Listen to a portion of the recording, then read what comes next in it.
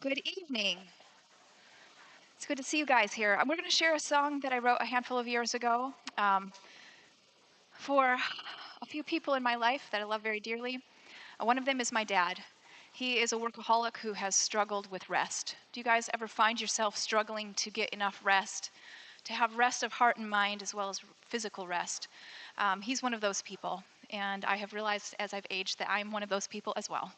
Um, And so I wrote it for him, and then I also wrote it for a friend of mine who had been sexually abused as a little girl and just had a lot of brokenness, a lot of dysfunction in her life. And I wanted to communicate a little bit about how God views us because she felt like she had no value. And so, anyway, written for those people, and hopefully something that would connect and speak some rest to your heart tonight as well.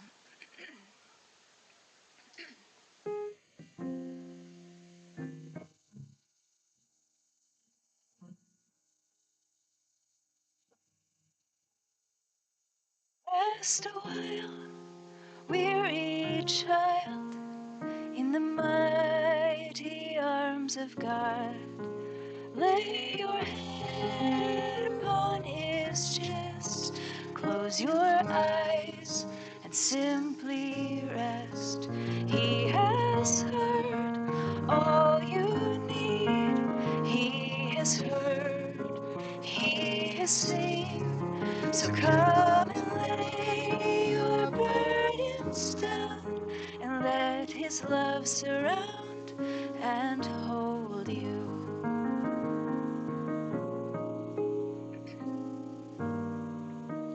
Rest a while, driven child, in the shelter of his wings.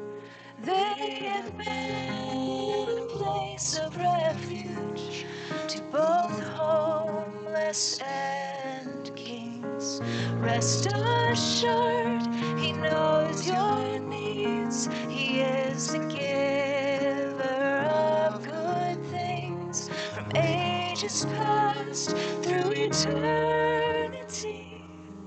He's promised to provide for you. For you are his precious treasure. He loves you without measure. You are his delight, priceless in his sight. And wherever you may go, may you always know the tender love of God for you, never failing, ever true. The tender love of God for you, never failing, ever true.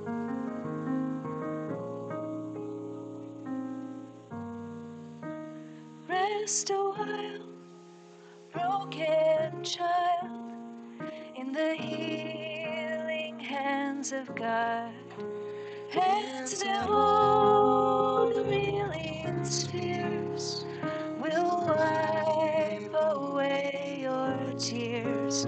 He who makes all things new will do the same for you. He is faithful, good, and true, and he's promised to restore you. You are his precious treasure. He loves you without measure. You are his delight, priceless in his sight.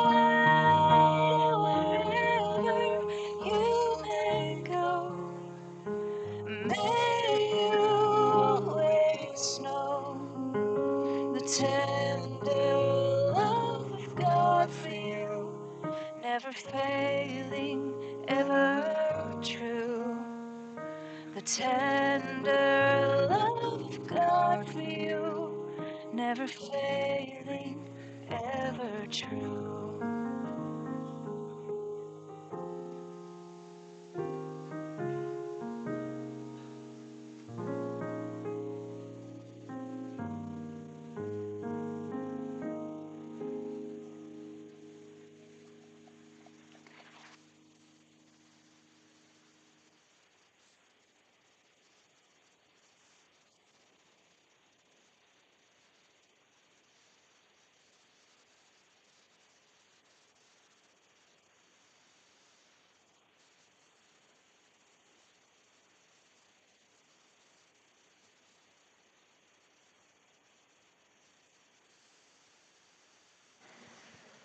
Testing. Good evening. Welcome back, everyone. I have a couple of items of lost and found that we found. I found a box of simple needs. It's good bread, by the way. This box is a box of all sourdough. Somebody left it under one of the benches. It's missing one sourdough, and one is partly eaten, and there's two whole ones. So, if this box was your box, is that your box? It was found kind of in that general vicinity. So, if it belongs to any of you, 2 nights ago, yes. So, if this belongs to you, come and see me. I'll give it to you. We have a pair of maybe reading glasses, maybe seeing glasses. I'm not sure. Those yours? No. If you're missing a pair of glasses, come and see me. There's an earring here. It looks like pumpkins, orange, red, and blue. And then I've got, okay, good. The long lost earring.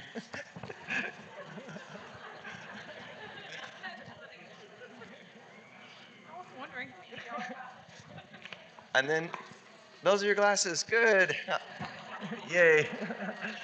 Good. Those are not fun to lose. It's hard to see them when you've lost them. And then we have a headlamp here. It's quite bright. So if anybody lost one of these of the bread, come and see me and I'll get them into your hands. And one other thing is right after this meeting, you're going to have about 20, 30 minutes to run over if you want to prepay for tomorrow's meals. The only thing that's shutting down tomorrow is the meals won't be for sale, but you can go, they'll still have the food there prepared for you, but you have to buy them today. So thank you, and without other delay, here's Barbara.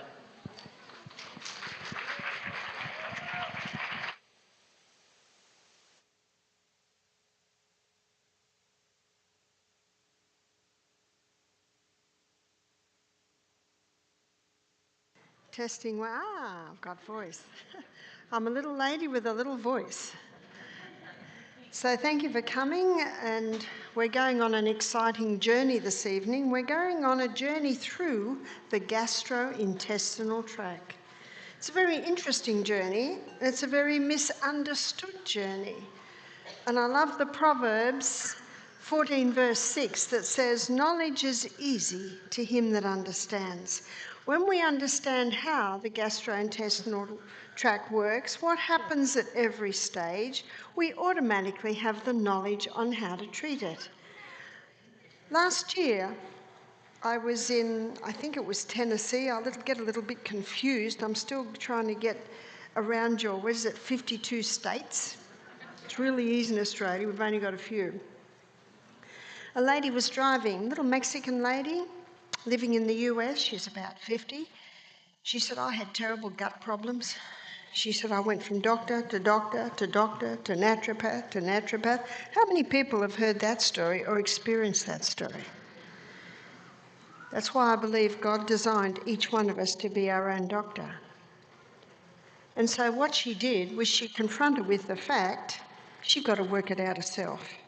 So she brought her food back to very simple. She decided to fast for a day and then go on very simple food, steamed vegetables. And she said she had a happy stomach. And then after a couple of days, she added a little bit of something else. She added a little bit of something else, and she quickly noted what her stomach didn't like and what it did like. She said, it's a year later now. She said, I've got a happy stomach. I love that story. Who taught her what to do? Her stomach. Your body can tell you what no man can tell you. She just made a diary. She noted what worked and what didn't work. It's like you cut a hand, and if you keep knocking that hand, you keep opening the cut, you keep knocking it, it is not going to heal. And it's the same with a wound in the gut. You've got to listen and work out what works and what doesn't work. So if someone says to me, I've got terrible gut problems, I say, whoa, do you know it's a long place? It's about 10 metres long. What would you say, 10 yards long? So what part are you talking about? And some people say, oh, my stomach's sore. Your stomach's not down there, stomach's up here. Your stomach's actually between the two ribs. So when Michael and I had our adolescent and teenagers, we were running the health retreat, but we used to have 2 weeks on, 1 week off. We'd still do that all year. 1 week a year, we'd have a youth camp. Well, actually, we'd have an adolescent camp, then we'd have a youth camp. And the adolescent camp were kids from probably about 7 till about 12, 13. And we had, about 16 children. It was raining. And I had them for an afternoon meeting, 2 hours. How am I going to keep those kids happy? You know what I did? I drew that. I drew a gastrointestinal tract. Do you know, after 2 hours, Michael's at the door. What's the sign? Isn't that stop? Something like that. These kids are on the edge of their seat because they didn't know anything about their gastrointestinal tract.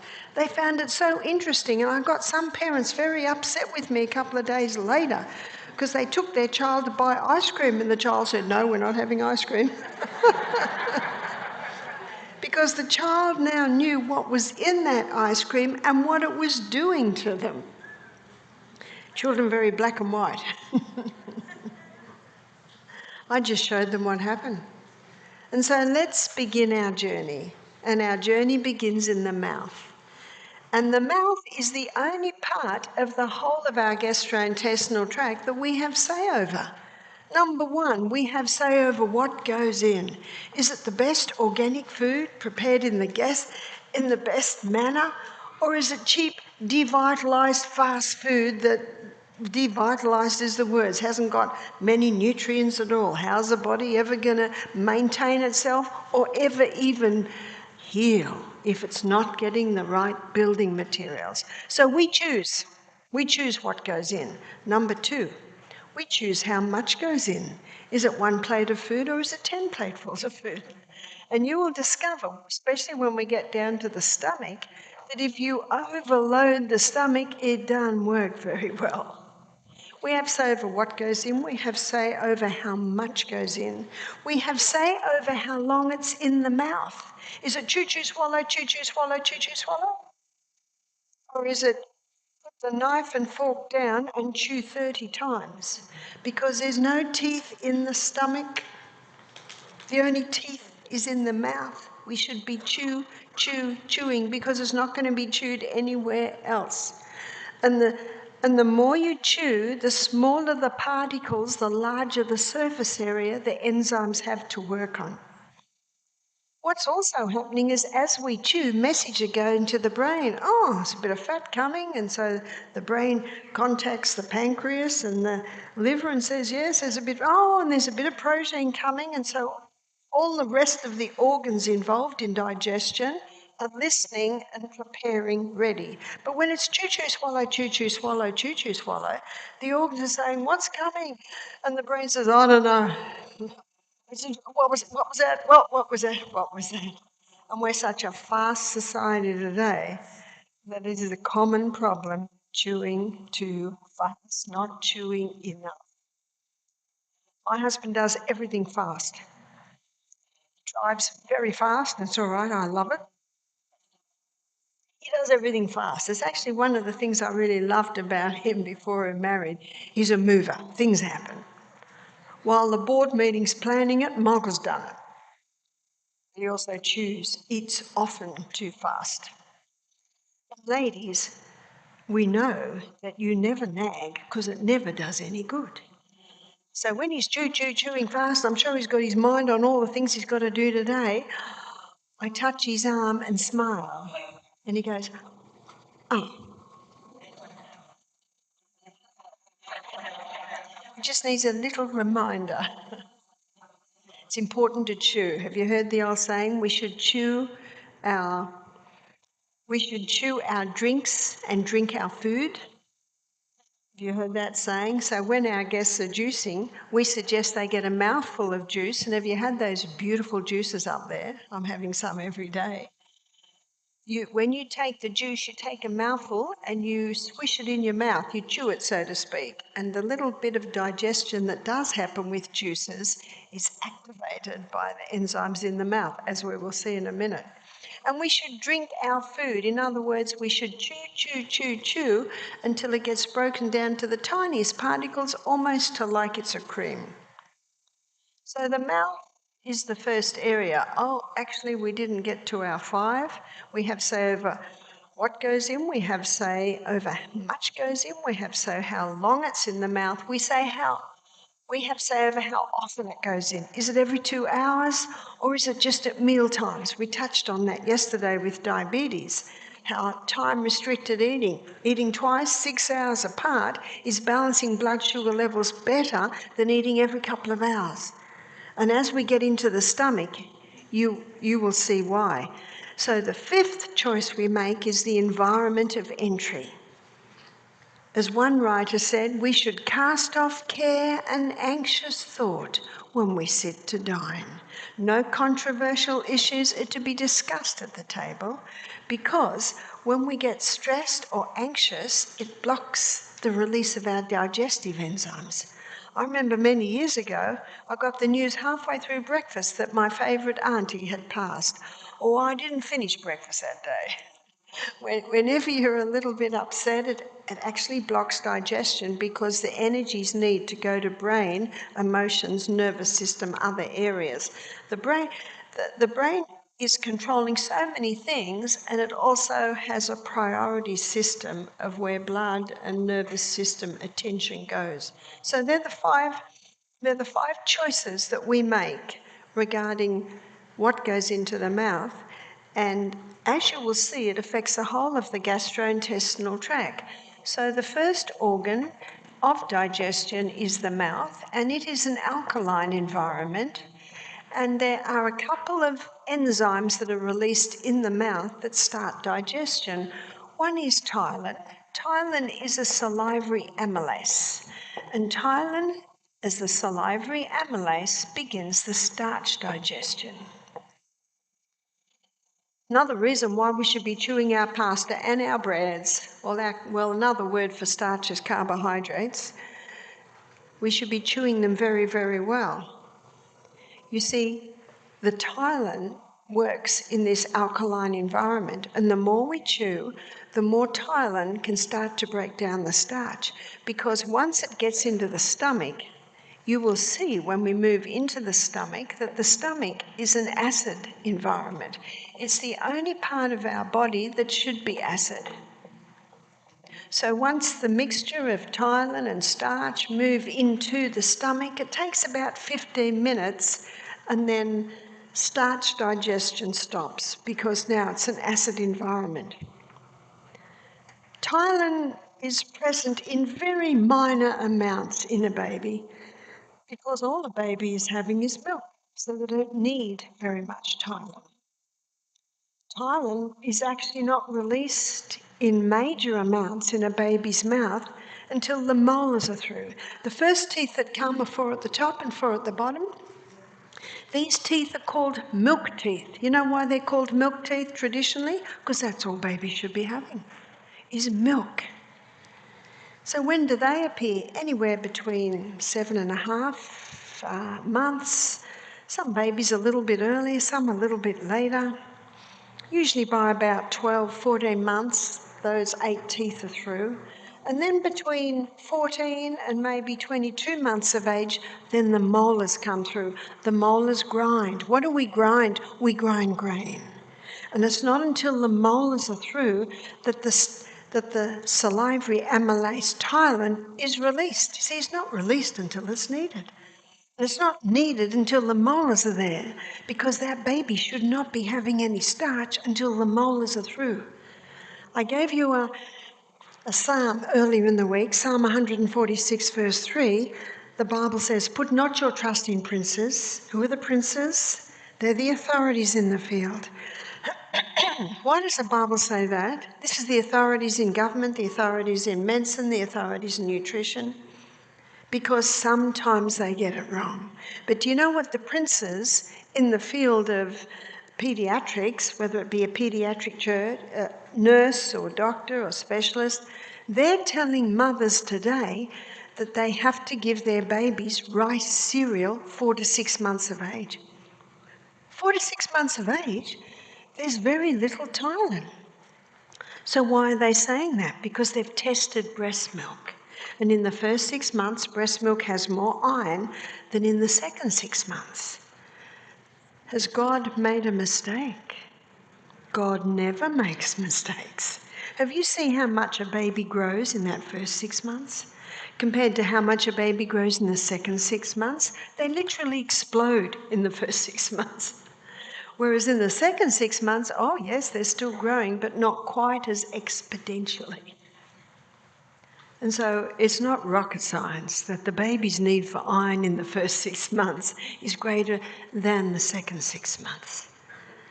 And let's look at historically. Let's look at 100 years ago, 500 years ago, 1,000 years ago. Babies were not fed food. Sometimes babies didn't eat food till they were 2, 3 years of age. And what came out of those eras? Einstein, Galileo, Mozart, Rembrandt. Did they suffer? No, these are the geniuses. And yet, you know what the princes tell mothers? If you don't, your baby will not develop properly, the muscles won't develop properly, the brain won't develop properly. It's not true. It's not true. My first son, James, he was not interested in food till he was 16 months of age. So here's this little toddler running around, doesn't eat any food. Wasn't interested. And I'd already read of this, so I didn't push it. Did he suffer? Let's have a look at James now. He's in his 40s. He's a master builder. He's an incredible artist. He's a musician, plays the panpipes, looks like a bodybuilder. No, he didn't suffer. He didn't suffer. One night he came to me, a couple, and they had this little baby, roly-poly baby, smiling away, 2 teeth. They said, our baby's got constipation. How old's the baby? 5 months of age. Is the baby eating? Oh, yes. What does the baby have for breakfast? Cereal? What does the baby have for lunch? Sandwiches? What does the baby have for supper? Pasta? 100% starch. And the baby's smiling with 2 teeth. 5 months of age. Babies shouldn't eat till they can sit, till they can feed themselves, until they've got teeth. Is that common sense? Not very common today, is it? It's time to revive common sense. Part of being your own doctor is utilising and strengthening your common sense. I said, the baby has no teeth. The baby has no ability to break down the starch. Both parents, their mouths were open. They were shocked. They'd never heard such a thing. It's just basic common sense. There's another enzyme that's released in the mouth. It's from the sublingual gland. It's called lingual lipase. And lingual lipase is the enzyme that breaks down saturated fat. Saturated fat is unique in that its breakdown begins in the mouth. So what's saturated fat? That's coconut oil, palm oil, butter, ghee. They're the saturated fats. And I trust everyone here realises, and I think that everyone does, going on your responses, that you realise that fat doesn't cause heart disease. Saturated fat has been blamed as the cause of heart disease, but it is not true and it has never been proven. And people have been eating saturated fat for centuries. Saturated fat is actually a unique fat because the breakdown begins in the mouth. So it's an excellent fat for people who have pancreatic or liver insufficiency because this fat breaks down in the mouth. When we swallow, something amazing happens. When we swallow, it closes the trachea, which goes to our lungs, and it opens the esophagus so the food goes through. It's a muscular action. And when we swallow, that muscular action stimulates the esophagus to start squeezing the food all the way down, and then it gets to the top of the stomach to a little valve there called the cardiac sphincter. It's called the cardiac sphincter because of its nearness to the heart muscle. It's a muscle, and when it tightens, it opens. And when it opens, the food comes through. But we've had a lot of people attend our program. Some of them have reflux or a heartburn. And if they go to the doctor, what does he give them? Antacids. Well, we're going to be coming into the stomach very soon, and you will see that the stomach must be acid to break down the protein. To actually stop the acid is like shooting the cows because they keep getting into the vegetable garden. Just shut the gate. Just shut the gate. Don't shoot the acid, shut the gate. Well, why is the gate opened? The gate may be open because the person's eating breakfast like a pauper, lunch like a pauper, and supper's the king and the queen together. And when they lay down, gravity forces that big lump of food into their stomach to start pressing against the cardiac sphincter, weakening it. Or maybe they're eating all day long, overworking that cardiac sphincter. Or maybe they're stressed, and when you stress, the muscles tighten, and that little muscle tightens and opens. That little muscle sits right here in the middle of our diaphragm, and our diaphragm is part of our abdominal muscles. Another reason why we should be doing push-ups every day. Got that? Can't do push-ups on the floor? Start on the table or the bench or the wall and build up those pectoral muscles. Our massage therapist tells us they can tell the strength of the body by the strength of the core. Now you notice that Tristan is very, very fit. Notice how he just leaps on the stage, leaps everywhere. He's very fit. And he's had to be very fit because he suffered a major injury to his spine. And all medicine could do was offer painkillers. So he strengthened his core. You see, your core muscles are all connected to your hip bone and your spine. One of the best things you can do to strengthen your spine is strengthen your core. And that's what he has found. He keeps fit because when he is fit, he has no pain. And I've met 5 men in my travels in different parts of the world who had major back injuries and were sent home with painkillers, that's it. So another situation where a person has to take control of their own health. And they've strengthened the core. And by strengthening the core, they've strengthened the spine. And by strengthening the spine, it supports the spine and can ease the pain. Isn't that good news? Because as much as possible, avoid surgery. It was last year I was interviewed by Doc Malik. Doc Malik is a British orthopaedic surgeon. No operating theatre would let him operate in 2022 because he refused that jab. So now he does podcasts, but he said before he finished, he got to the point where he was only operating on 5% of his patients. This is an orthopaedic surgeon. He said he started to teach them how to hydrate their bodies because all of those vertebrae between them is fluid. You know, that fluid's 99% water. You start drinking more water, you're helping your spine. He taught them about nutrition. He'd get them in touch with physiotherapists that would show them how to strengthen those muscles, tendons, and ligaments. And he said, and I got to the point where I was only operating on 5% of my patients. Back to the cardiac sphincter. The cardiac sphincter sits in the middle of your diaphragm, which is part of your abdominal muscles. If you go to the doctor with heartburn or reflux, will he talk to you about strengthening your abdominal muscles? Because you strengthen those abdominal muscles, you automatically strengthen your cardiac sphincter. And if it's working well, and if it's given the right conditions, it won't let any acid up into your esophagus. Newton's third law of motion states that to every action there's an equal and an opposite reaction. Doesn't like that.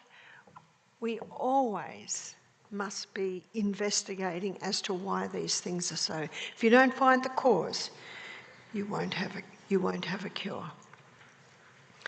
Everyone that comes to our health retreat with reflux or heartburn goes home without it, because we serve breakfast like a king, we serve lunch like a queen, and supper is a thin, light soup.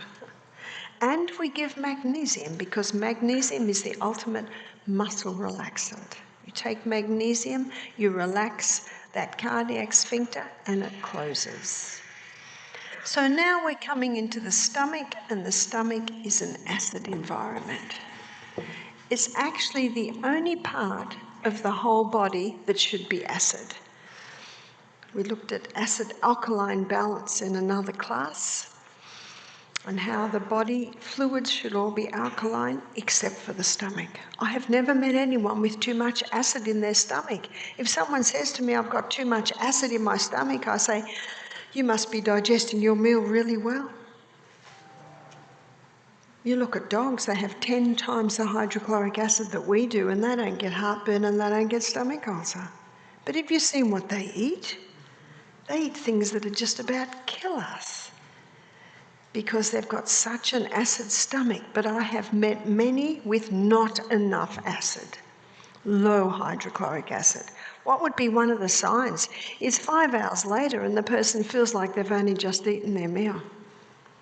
Bloating, if it sits there too long, it starts to ferment and it can cause bloating. There are a few causes of bloating, but that is one. So let's have a look at the lining of the stomach. The lining of the stomach looks like this. Big folds, so that when we eat our meal, that stomach can stretch. And lining these folds are gastric glands. And 2/3 of these gastric glands release mucus. And there's a reason for that. You see, what's released here is hydrochloric acid. And hydrochloric acid, if you were to put it on your skin, it would burn a hole in your skin. Hydrochloric acid is antifungal, it's antimicrobial. And that's why dogs can get away with eating rotten stuff, because they've got so much hydrochloric acid, which has an antimicrobial, antibacterial, antifungal effect. It's actually the front line of our defence in our gastrointestinal tract, because our gastrointestinal tract is a hollow tube. Anything that goes into that hollow tube is not part of you or me till it gets broken down to tiny substances, absorbed out of the gut and into the blood. Then it becomes part of you or me. Remember Leviticus 17:11, the life of the flesh is in the blood? Because the blood's the carrier of the nutrients, carrier of oxygen, carrier of water, carrier away of waste. And we choose, not only do we choose the type of nutrients in our blood by what we eat, but also by giving our gut the right conditions so it can break it down, as you will see. So hydrochloric acid is released from the parietal glands that are down here, because 2/3 release mucus. And that mucus protects the stomach from the hydrochloric acid. Also pepsinogen. And pepsinogen and hydrochloric acid unite, and that produces pepsin. And pepsin is the enzyme that breaks down protein. So the only food that's broken down in the stomach is protein. And it's broken down under the action of pepsin. So the union of the hydrochloric and pepsinogen only happens in a very acid environment, and pepsin can only work in a very acid environment. That's why it's important that the stomach be acid. When we wake up in the morning, it's not acid. That's why the best time to drink water is when you wake up in the morning, because it goes straight through. But when we smell, think, start to eat food, then the hydrochloric acid and the pepsinogen are released, and they unite to produce pepsin, and pepsin breaks down protein. What's also released from these glands is the intrinsic factor. So what's the intrinsic factor? The intrinsic factor is required to absorb vitamin B12. Let me give you the B12 story. Let's say my finger is B12. It's connected to the R protein in food. And when it gets into the stomach, the hydrochloric acid releases the R protein from the B12. So now we've got B12 floating through and intrinsic factor. And B12 and intrinsic factor float together all the way down to the last part of the small intestine. Then they unite, and when they unite, they can be absorbed into the system, into the enterohepatic circulation, which is a circulatory system between the liver, and it stays in there until we need it. Do you know that someone can have no B12 in their diet for 30 years before they can show a deficiency? And meat eaters and vegetarians and vegans alike can all suffer from low B12, and one of the main reasons they have low B12 is because of a lack of hydrochloric acid. And if they lack hydrochloric acid, they usually also lack the intrinsic factor. So why would someone have low hydrochloric acid? Because they're eating all day long. They're drinking with the meal. What does water do to hydrochloric acid? Dilutes it. I know it's an Australian habit. I know it's an American habit. Every time we eat out, what is the first thing we're asked? What are you going to have to drink? No, thank you. And they look at you as if there's something very wrong with you. Now, obviously, if you're thirsty with a meal, have a mouthful. But if you're thirsty with the meal, it's usually because you sat to the meal dehydrated. So ideally, we stop drinking half an hour before the meal and then begin drinking about an hour and a half to 2 hours after the meal. Another reason why it's such a good idea to leave breaks between meals, because then you've got plenty of time to drink. If the stomach's given the right condition, it works very well and it breaks the food down very, very well. But the food that is broken down in the stomach is only protein. One of the problems that has arisen from this diet that was advised 20, 30 years ago of eating all day long is that the food never gets properly digested. You see, at the end of the stomach, there's the pyloric sphincter. And when the food goes in, pyloric sphincter shuts. And it stays shut until the food in there is broken down to a certain state. And when it's broken down to a certain state, these sensors that the pyloric sphincter gives out pick it up and it opens. And then little by little, the food starts to go through. But let's say 2 hours later, the person has a biscuit or a croissant, or maybe they're really healthy and it's an apple and a handful of nuts, whatever it is. Immediately, pyloric sphincter shuts. It says, quick, shut the gate, something's just come in, it's not broken down. And that pyloric sphincter will stay shut until this little newcomer joins the rest, and then it'll open and a little bit more, bit by bit, goes through. And then it's lunchtime. Oh no, something's just come in. Can you see what's happening all day long? And that food can start to ferment.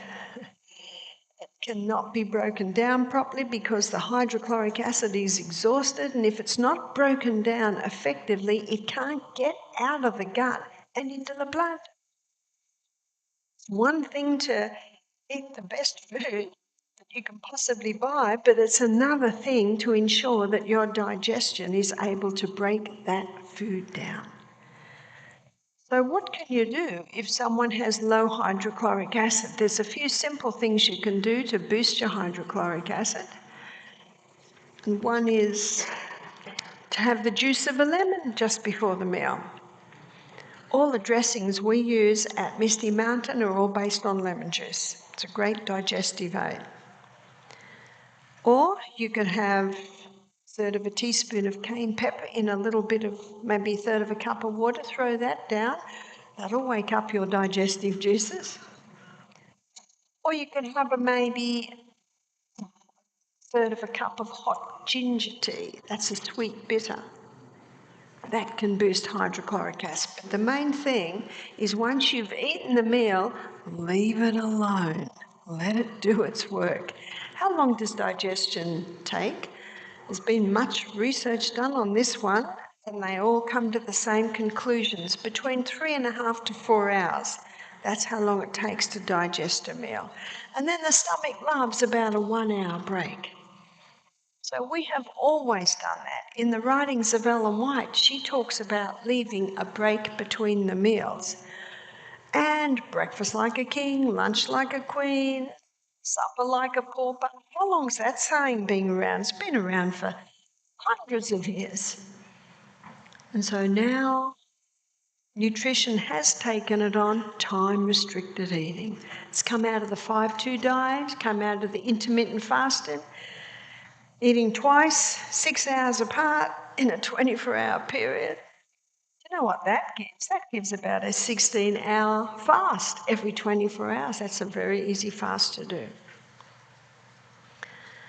Now, if someone has breakfast at 6 a.m. because they've got to be at work at 7:30, they're going to be hungry again at 12. And especially if they're doing a lot of physical work, they're going to be hungry again by 6 o'clock. So it doesn't work for everyone. I know a few people that have one meal a day. That works very well for them. Wouldn't work well for me. If I don't eat a good breakfast, I'm starting to fade by about 10 or 11. See, you're the doctor. You've got to work out what works well for you.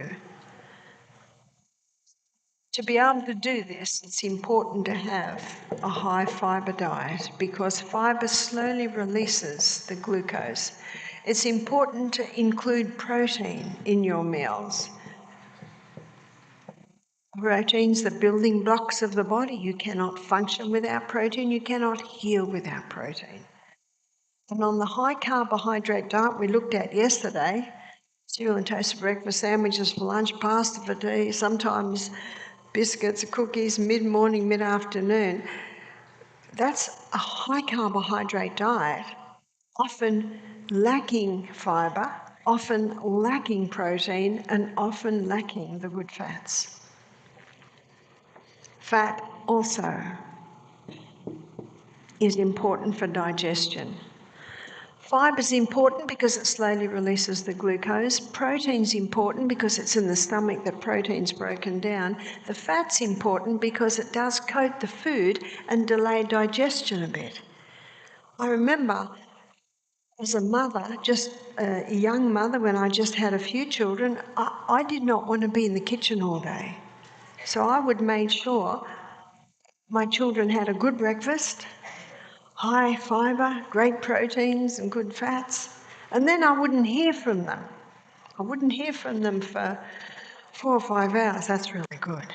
But if they did come between, it was usually water. The body doesn't often know the difference between thirst and hunger. So if you're feeling hungry mid-morning, it's usually thirst. So have water. Moving past the stomach, we come into an area where it's the busiest part of digestion, and that is the first part of the small intestine, which is the duodenum. A lot's happening in the duodenum, and when we get into the duodenum, we're now back to an alkaline environment. So looking at the duodenum here, to the right, we've got the liver, the largest internal organ in the body, and the liver, it releases bile. And bile is the enzyme that emulsifies or breaks down to tiny particles unsaturated fat. Remember the saturated fat? Its breakdown began in the mouth. But the unsaturated fat, it has its first breakdown with bile from the liver. Now, underneath the liver, you'll see that there is a gallbladder. The gallbladder is a reservoir for bile. It doesn't make bile, it's liver that makes bile. But the gallbladder is a little reservoir. And out of that gallbladder, that little reservoir for bile, there's a common bile duct that comes down, connects with the neck of the pancreas and releases into the duodenum to emulsify or break down to tiny particles all the unsaturated fat. So to the left side, we've got the pancreas. We looked at the pancreas yesterday. We looked at how it releases 2 hormones into the blood to help balance blood glucose levels. But now we're going to look at pancreas in another light. Pancreas releases sodium bicarbonate. So why does it release sodium bicarbonate? It releases sodium bicarbonate to ensure that that environment in the duodenum is alkaline. Sodium bicarbonate is the ultimate alkalizer. The pancreas also releases pancreatic lipase. And pancreatic lipase further breaks down the unsaturated fat. The pancreas also releases pancreatic amylase. Now, do you remember the last amylase we looked at? The last amylase was ptyalin. That's a salivary amylase, and it began starch digestion. Remember, the starch digestion was put on hold after about 15 minutes being in the acid stomach. Well, now that partially digested starch comes into the duodenum, and under the action of pancreatic amylase, the starch digestion is finalised. The pancreas also releases the trypsin brothers. Who are the trypsin brothers? Well, I call them the trypsin brothers to make it a little bit easier, because it's trypsin and chymotrypsin. We'll just call it the trypsin brothers. And the trypsin brothers, they finalise protein digestion. Because remember, protein digestion began in the stomach under the action of pepsin, and then it's finalised in the duodenum under the action of the trypsin brothers. So let's go to the stomach and look at what happens with protein. For illustration purposes, let's say this is protein. And under the action of pepsin, protein is broken down to peptide and polypeptide.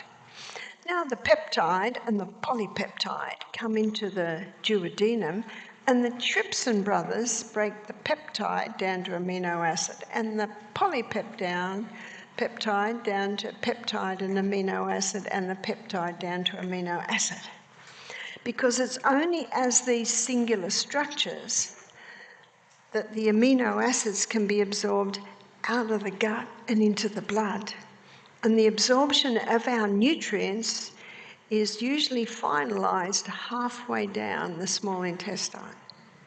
So this is where the majority of our nutrients are absorbed, in that first part of the small intestine. But I want to give you a scenario of what's happening with many people today.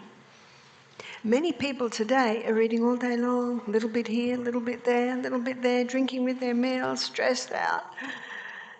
And so hydrochloric acid isn't very strong. And some undigested proteins get down into the duodenum.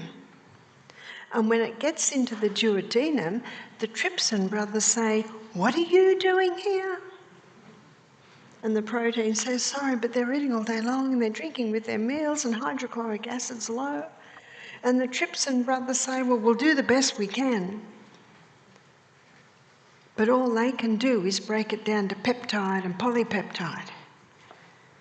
And because it's not broken down to amino acids, it can't be absorbed out of the gut and into the blood. And so peptides and polypeptides are coming into the large intestine or the colon, and the colon says, "What are you doing here?" And peptide and polypeptide say, "Well, they're eating all day long, they're drinking with their meals, they're stressed all the time, not much hydrochloric acid, the Trypsin brothers did the best they could." And so the colon says, "Okay." So it starts to create a lot of excess bacteria to calm down the reaction of these partially digested proteins, and that creates methane gas. Have you heard of methane gas? So when someone says they've got a lot of bloating and a lot of gas, a lot of wind, sometimes it can be because there's low hydrochloric acid. But then we look, well, why is there low hydrochloric acid? Because of all the things I explained. Looking at digestion so far, and I've got some good news, it's not going to get any harder. Looking at digestion so far, students, what organ is the main organ of digestion? It's actually the pancreas. And that's why if someone has pancreatic cancer, they often die very quickly. I've known people to die within 5 weeks of diagnosis. And what they die from is malnutrition, because they cannot finalise the digestion of starch, proteins and fats. And they're our main nutrients. So if someone has pancreatic insufficiency, it's important that they take proteolytic enzymes. So what are proteolytic enzymes? Proteolytic enzymes are enzymes that break down protein.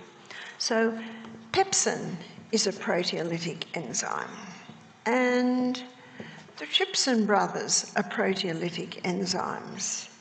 But God, in his wisdom and mercy, put some proteolytic enzymes into some foods, and one is the core of the pineapple.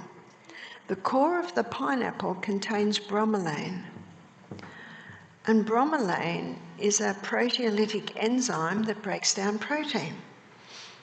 Now, it's a bit heavy going to eat the whole core of a pineapple, isn't it? But what you can do, and this is what I do, if I have a pineapple, I cut it into rounds, and I cut the pineapple like that, so that every little piece of pineapple has a tiny little bit of core. So everyone's getting mostly nice, sweet pineapple and a little bit of core.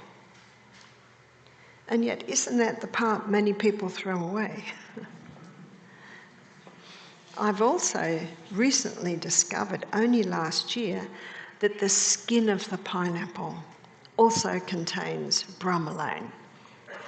Now, before you think I'm going to tell you to eat the skin of the pineapple, there's something easier and more civilised to do.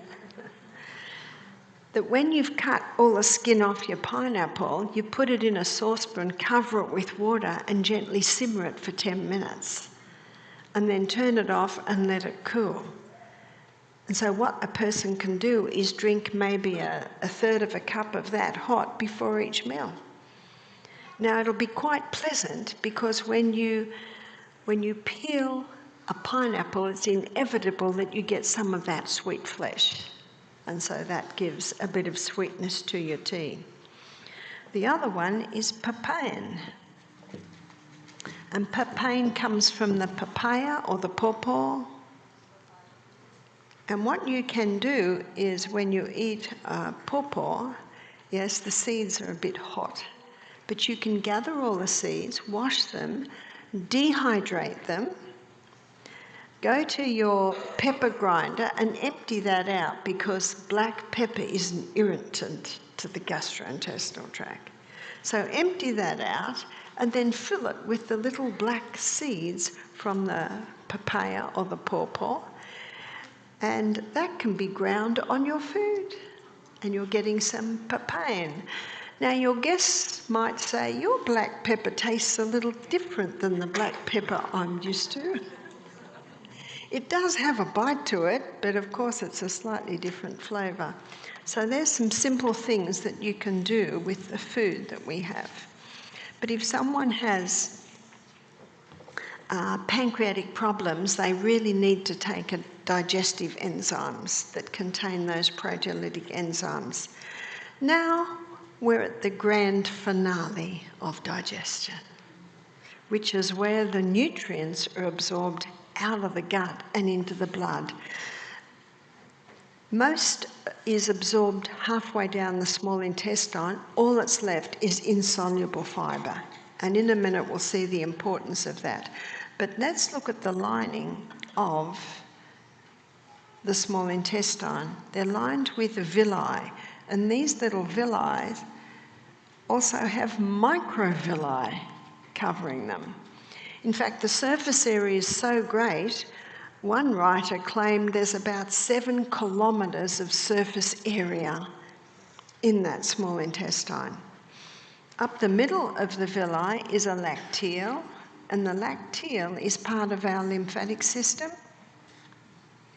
And the unsaturated fats get absorbed straight into the lacteal, whereas the saturated fat, it gets absorbed straight into the blood. Another reason why saturated fat is really a superior fat. Unfortunately, in the 1980s and 90s, saturated fat got a bad name, but I think it's just about being vindicated today. Remember, the food we eat is not part of you or me till it gets absorbed out of the gut and into the blood. So I just need to grab a green pen for this.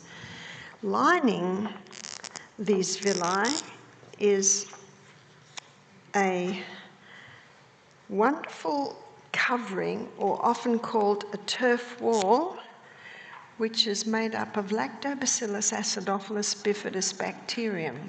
It's called our gut microbiome.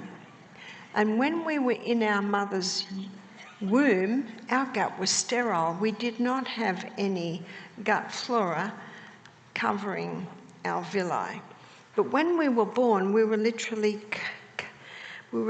covered with our mother's microorganism. I was watching a documentary on gut microbiome, and they were interviewing an obstetrician. He was in his late 70s. He said, "We always thought God made a mistake putting the birth canal and the anus so close, to the point that 50 years ago, if you went to into hospital have a baby, you were given an enema. They wanted to clean out the colon." You see, because when the baby comes down, the birth canal, it stretches open, the whole area stretches open, and the anus stretches open. So when that baby comes into the world and the air touches the skin and the baby goes, and what's the baby breathing in? The air from the next canal, which is laden with the microorganisms from the gastrointestinal tract. And this obstetrician said, "We now know it's a perfect design." They've even tested the gut of babies that have been born via caesarean section, and they've got more skin flora in their gut than gut flora. Because God meant babies, of course, to come out that other way, the birth canal. My husband, Michael, he was married to another lady before me. We've been married for 28 years. And when his first wife was in labour with their second child, the heart rate dropped. And the doctor said, "We're going to have to do a caesarean." And Michael said, "No." Michael knew nothing. Michael's 26. He's an electrician. He knows nothing medically. Michael said, "No." And the doctor said, "Do you want to lose your wife and your child?" And Michael said, No, you're not doing it, because I know God made babies coming out that way, and that's the way this baby's going to come out." And guess what? The baby came out. Do you know, I was reading the report of one obstetrician who claims that 80 85% of caesareans are unnecessary. Did you hear that? They panic. They panic. You know, it's important that babies be born the way God meant them to be born. I read a true story. I love reading true stories. People's experience. It was called The Midwife of Auschwitz. So this is in the concentration camp. She was about 50. She delivered 3,000 babies in 2 years, never lost a baby. And these women were in the most severe, suffering from the most severe malnutrition. They were in the most horrific environment, emotionally, mentally, spiritually, physically. She never lost a baby. What's happening in our hospitals? That's why I say to women when they're going to have a baby, if you go into hospital, don't go into the last minute. Then they haven't got time to do anything to you. So let's get back to the gut. So this lining of the gut, and by the way, in the first 3 days after a baby's born, the fluid in the breast is a thick, creamy substance called colostrum. The milk does not come in for 3 days, and that colostrum is also rich in good microbiome. And that's why it's so important that a woman not have antibiotics when she's pregnant, because it kills off the good gut flora. So what does this gut flora do? It's responsible for the final breakdown of our food, but haven't we just had a look at all these enzymes that break down our food? Yes, we have. But this gut flora causes a release of the B vitamins. It causes a release of melatonin, and melatonin is called the fix and rejuvenate nighttime hormone, released especially in the hours before midnight, but it's made in your gut flora. The gut flora also causes a release of glutathione, and glutathione is being hailed as the most important or potent antioxidant. This gut flora is responsible for the absorption of our nutrients out of our gut and into our blood. The gut flora protects our blood against any harmful pathogens that might be in the gut. And this gut flora also nourishes the little cells that line the gastrointestinal tract. How important is our gut flora? But unfortunately today, people are taking things not realising it's killing off the gut flora. Antibiotics kill it off. Statin drugs kill it off. Long-term painkiller use, many medications kill off that gut flora. Now, we've lost our final breakdown. We've lost the breakdown of these nutrients. We've lost our ability to absorb correctly. We've lost our protection, and the cells that are lining, especially where the gut flora is being killed off, those cells have lost their nourishment. Hippocrates said all disease begins in the gut, and he didn't know the fine details of what I've shown you there. So how can we build up our gut flora? How can we replace it if it's been destroyed? There are some foods called cultured foods, and one is sourdough bread. So that beautiful bread that's been on sale all week, you're not getting any lactobacillus in that bread. You're eating the benefits of it because it's broken down the protein or the gluten in the grain, making that bread pre-digested. So it's pre-digested. Yogurts, you can get some very nice plant yogurts. I've had a very nice cashew yogurt, a very nice almond yogurt. You just got to be careful, there's no sugar in it. You can get coconut yogurt. You can also get kefir, which is made on plant milks, miso, sauerkraut. These are all cultured foods that help to maintain proper gut flora. They're called probiotics. Probiotic means for life. And what feeds probiotics is prebiotics. So this brings us to the importance of eating sufficient fibre, because when you eat sufficient fibre, It's feeding your probiotics. You can have 10 different types of apple, and each apple will feed a different microorganism in your gut. I told the story last night about how I helped my husband to be able to eat lentils by starting little and little by little building. You know what I was doing? I was building up the microorganism in his gut responsible for processing brown lentils. The appendix, God didn't make a mistake. The appendix is very important. What does the appendix do? The appendix is called the colon's oil can because it helps to lubricate the contents as it goes through. The appendix also releases antibacterial fluid. Why would it need antibacterial fluid? Well, there's a little valve here called the ileocecal valve, and it's a one-way valve. And what's coming out of the small intestine is liquid. One of the main functions of the colon is to take water out so stools are formed. But if what's coming out of here is toxic, why would coming out of here be toxic? What could be toxic is a high meat diet, high refined, high sugar diet. You see, meat has no fibre, and when meat breaks down, it begins to putrefy. Whereas when all the plants break down, they ferment. So if someone chooses to eat meat, it should be eaten with a lot of plants to calm down that putrefaction process. But if someone's on a high meat diet, high sugar diet, high alcohol, what's coming out of here is pretty toxic. And so that poor appendix has to overwork and release the antibacterial fluid to calm it down as it travels through the rest of the colon. Another big problem with meat is it has no fibre. And it's vital to eat fibre. That insoluble fibre that's left is designed to stimulate peristalsis, movement through the colon. It's designed to sweep all the little corners of the colon.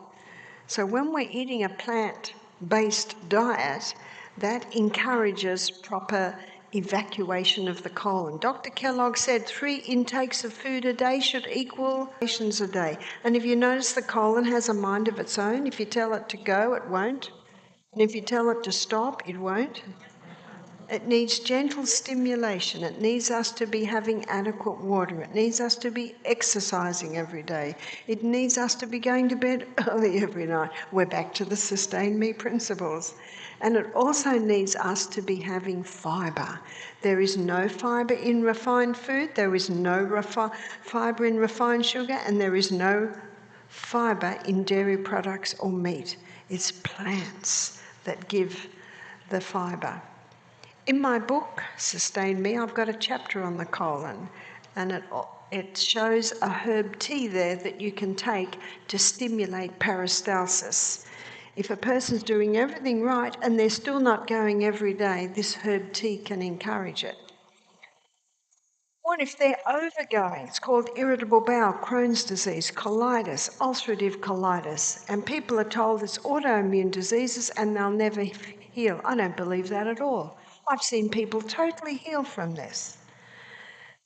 The only thing that's touching their colon is the food we eat, and there are 5 common allergens that I have found are particularly irritating when someone has irritable bowel.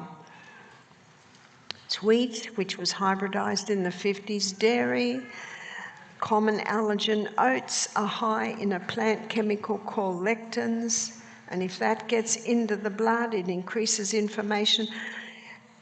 Peanuts are commonly contaminated with mold, and refined sugar just acts like kerosene to a fire.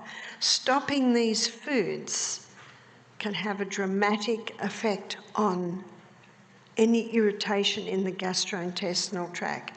And there's a herb called slippery elm. It's the powdered bark of the slippery elm tree. Psalm 104, verse 14, the Bible says, God gave herbs for the service of man. So when you mix hot water with that slippery elm powder, it goes like almost like a soft jelly. And when you take it, if you want it thinner, you add a bit more water. But it coats and soothes the lining of the gut. It'll help a sore throat. It'll help ulceration of the esophagus. It'll help with ulcers, ulceration anywhere in the gastrointestinal tract. It'll coat, soothe, and heal. In fact, one man was so excited about it, he'd been suffering from ulcerative colitis for 10 years. He was 30, and this brought him so much relief that he just walked around the health retreat holding it. He said, "This is my best friend." He was so excited. He was even on medication from the doctor, still bleeding from the colon, still cramping, still going 6 times a day. And within 48 hours, no bleeding from the colon, no cramping. Only now going 3 times a day, and is starting to form stools in 48 hours. 10 years he'd suffered from this. So simple. Does that mean he can never eat that food again? Once the colon heals, maybe he can have a little bit. Who will tell him? His body will tell him. We also have found, whether it be irritable bowel, Crohn's disease, or even if it be constipation, castor oil compresses worn on the abdomen. Castor oil penetrates very deep, and wherever it penetrates, it can break up congestion. It can also stimulate healing in that area. Another herb that God gave is so simple. In fact, I haven't met any problem that a person can't get some sort of improvement by implementing the natural remedies. And so ends our journey through the gastrointestinal tract. I trust you enjoyed the journey. I trust your eyes have been open. It's time for a break. I'll hand it over to Tristan. Yes, thank you, thank you.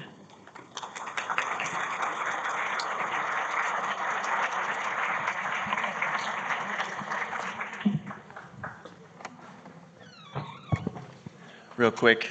Wow, what a journey. How many of you are taking notes? All right, good. Yeah, take lots of notes. Hard to remember everything. It's a lot of information. But listen, we've got just a few minutes left until the food trucks are going to be shutting down as far as taking orders. So if you want to pre-order for tomorrow any food, please head over there right away. You only have a few minutes. So that's what needs to happen. Thank you.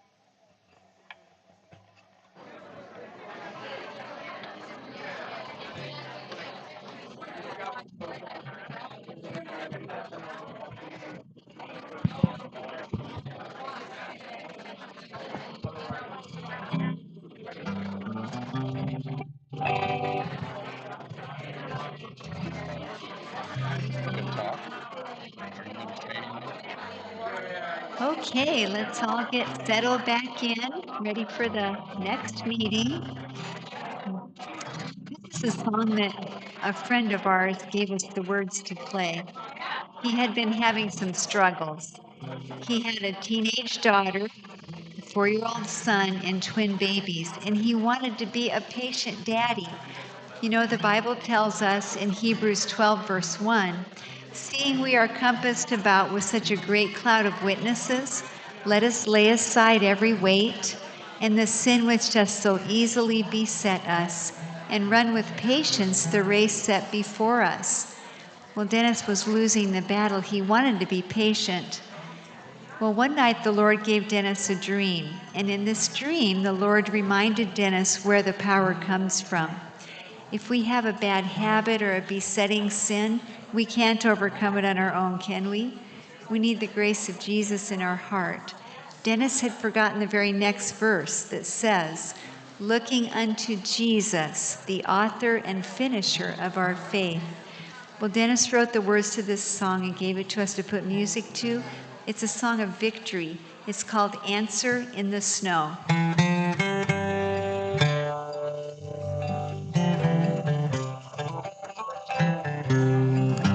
As I lay me down to sleep last night, I didn't stop to pray. God would never hear my prayer, the things I'd done that day. He'd forgiven me these very things 1,000,000 times before, and yet I kept repeating them. Could he forgive me more? I slept, and as I dreamed, I heard God's questions put to me. How far is it from east to west? How deep the deepest sea? What is the limit of my love at Calvary expressed? What is 70 squared 7 times? How white's a sin confessed? Covered with his light, whiter than snow, whiter than snow, fullness of his love. Then shall I know, Then shall I know my life is scarlet, my life is scarlet, my sin and woe, my sin and woe, covered with his love, whiter than snow.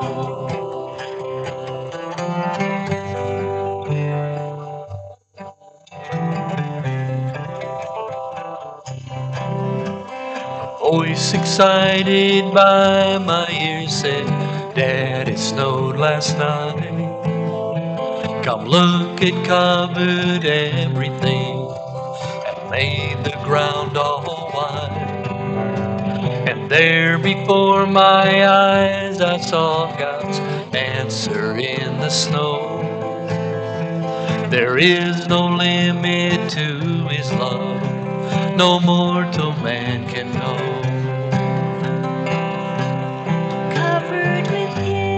Covered with his light,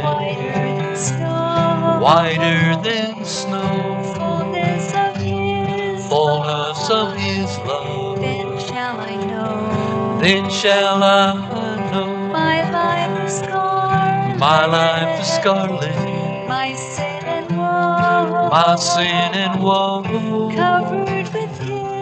covered with his love, whiter than snow. Covered with his light, whiter than snow, whiter than snow, fullness of his love. Then shall I know, Then shall I know my life is scarlet, my life is scarlet, my sin and woe, my sin and woe, covered with his love, whiter than snow. Covered with his love, whiter than snow.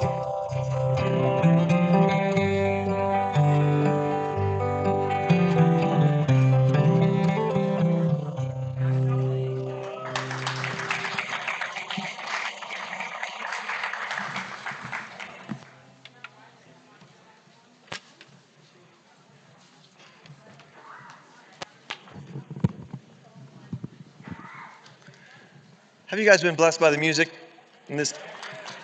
Both the moles and the minicuses. Such a blessing to have them here. Both of them. This is their ministry. They tour out and share God's word through music. And tomorrow we're going to be blessed to have a concert from both of them. So this is not on the schedule. Something that we've added. So I hope that you guys will join us. It's going to be during the lunch period. So if you want to just grab your, dinner. It's for dinner. So it's going to be from, let's see, it'll be the 4:30 to 5:30 slot. And so if you want to come and sit down in the auditorium with your food, that's fine. Just kind of make yourself at home. The moles are going to open for the first 30 minutes, and then the minicuses will close for the second 30 minutes. So I just want to invite you all to come here for that period. So thanks again, and Barbara's coming on right now. So.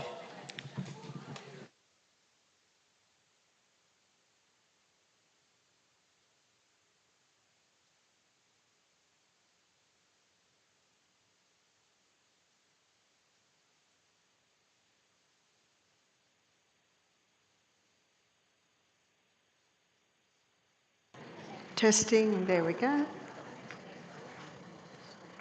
So welcome back. I went a little bit long last time. I didn't want to miss anything out of the gastrointestinal tract. So you only got a little tiny break, I'm sorry.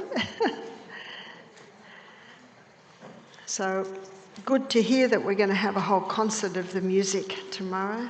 That'll be really nice. So what I'm going to be talking about now is bones. The only exposed bone in our body is our teeth. And I don't know anyone that likes the dentist. And when my children, so I raised my children in a rainforest. We grew most of the food we ate, we grew. And what we didn't grow, we were able to buy in bulk. I didn't give my children food till sometimes they were 1 or 1.5. I breastfed them all till they were about 2 or 3, and there was never any problems with the teeth. But when the youngest was about 4 and the eldest was about, I think, 15, I thought maybe I should take them to the dentist and get their teeth checked. Do you know, if there's not a problem, you don't think about it, do you? So we went to the dentist, and the dentist only took about 15 minutes to look at all 6 children. She said, "Your children's teeth astonish me." She said, there's no decay, and they've never had fluoride. She said one of the children, there was a little tiny bit of decay where food seems to get stuck. It's the way the teeth were. But she said the teeth are so strong, the decay has arrested. So my children are just like any other children. Why were their teeth so strong? And by the way, they fell out of the Tarzan vines in the trees because we lived in the rainforest, and sometimes my daughter fell off the horse one day, no broken bones. No, so obviously their bones were strong, and again the teeth are an illustration of the bones everywhere in the body. So it intrigued me, why were my children's teeth so strong? Because what are we told that we have to drink to get strong bones? Cow's milk. So I'd like to have a look at cow's milk. Here is a glass of cow's milk, and this cow's milk is very high in calcium, but it's also very high in protein. And being an animal protein, only 58% is burnt as fuel. And what that does is that leaves a 42% waste. And because it's a sulfur waste, which is quite acid, the body uses the most alkaline mineral to negate that sulfur residue, which is calcium. Do you know what this means? That there's no calcium left for the body. And the countries in this world that consume the highest amounts of dairy have the highest incidence of osteoporosis. What's osteoporosis? It's brittle bones. And my children, I didn't give them cow's milk. You see, when they had a full set of teeth, they were eating food. Until they had their full set of teeth, they got my milk, my breast milk. So what are bones made of, and what causes strong bones? Let's have a look at the creatures on planet Earth. Let's look at the animals with the biggest, strongest bones. We're looking at the elephant, looking at the orangutan, the giraffe. They're all vegetarian animals. Where are they getting their calcium from? Where do cows get their calcium from? Grass. I've got some good news. You don't have to eat grass. We've got other, more delicious greens.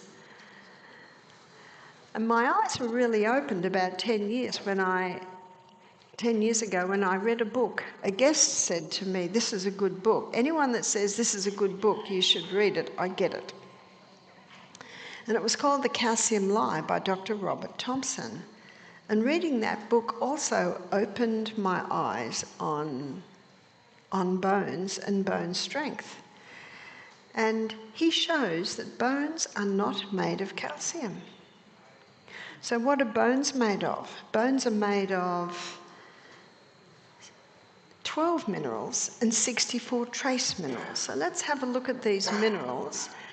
Boron is one of the minerals, yes.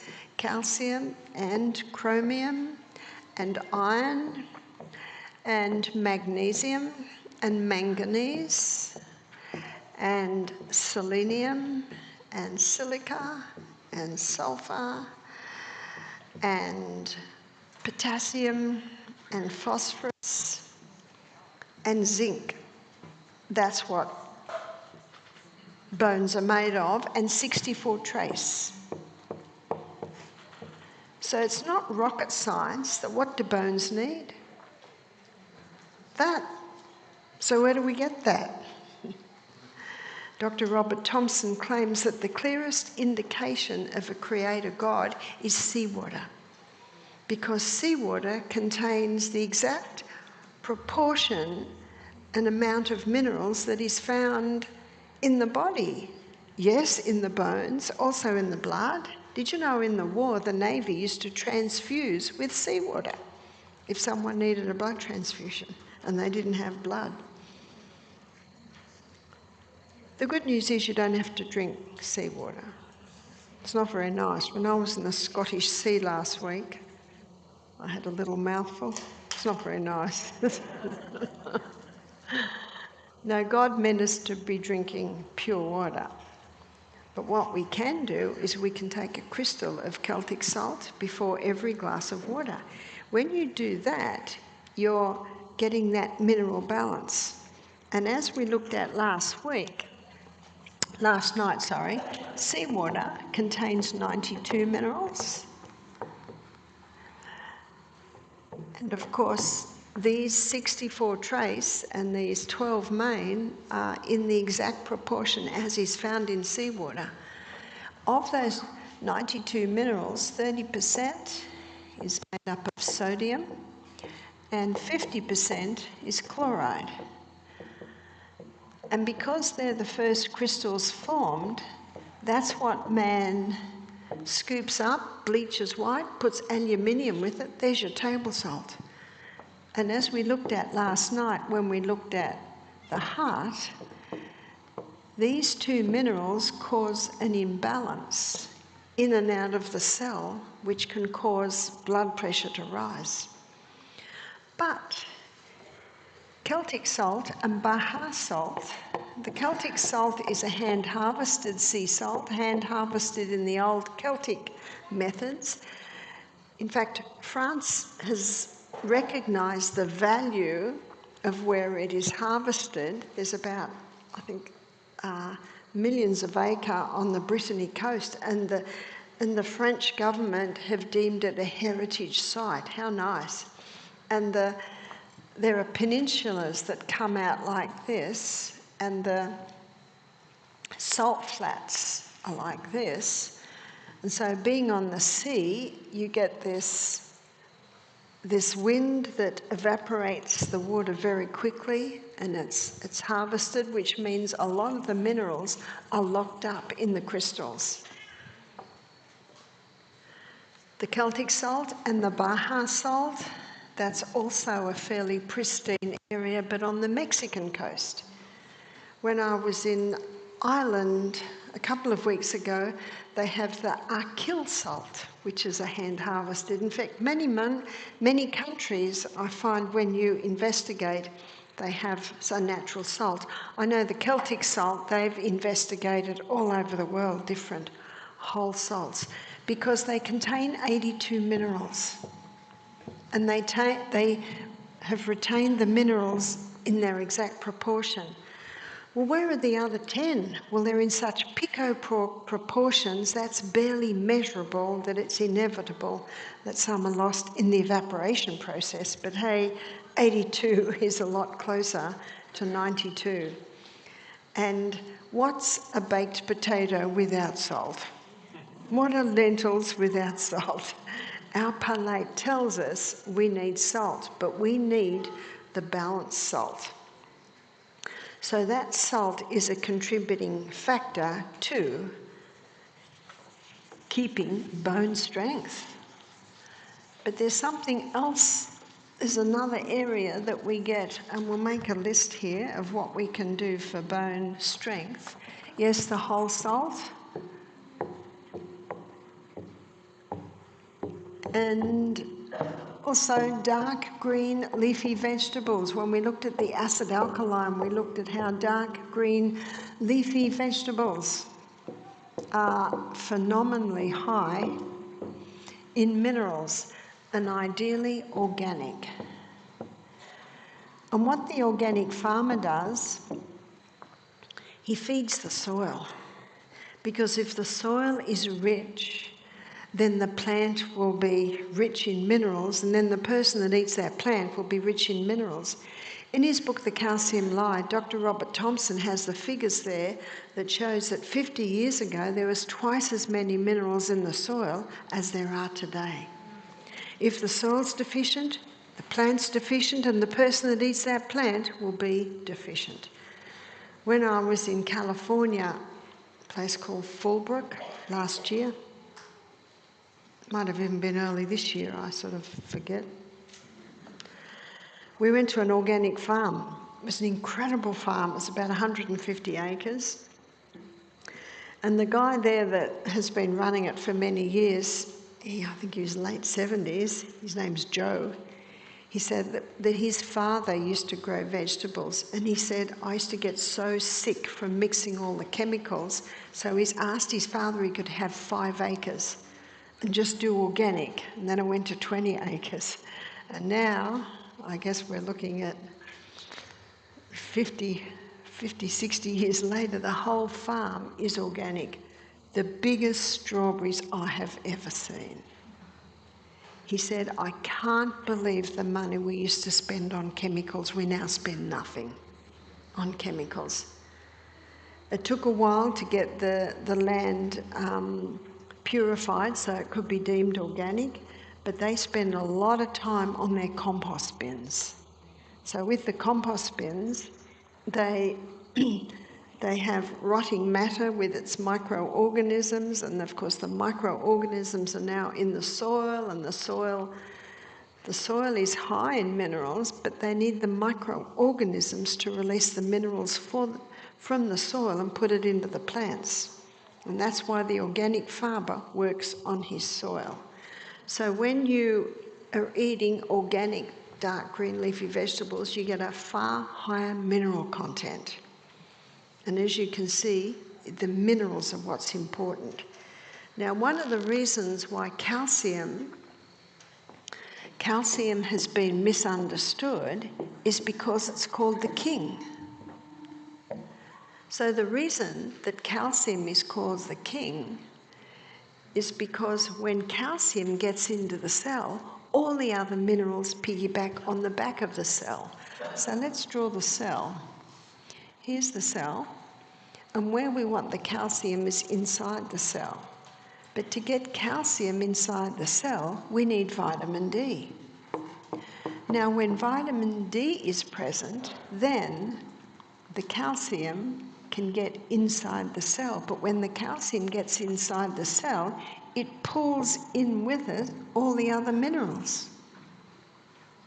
Can you see why it's been misunderstood? Bones are not made of calcium. And when you take calcium supplements, what you do is you cause an imbalance in minerals, and often the body can't use it all, so it has to dump it as bone spurs, sometimes contributing to build up on the arterial walls, even a contributing factor to things like cataracts in the eye.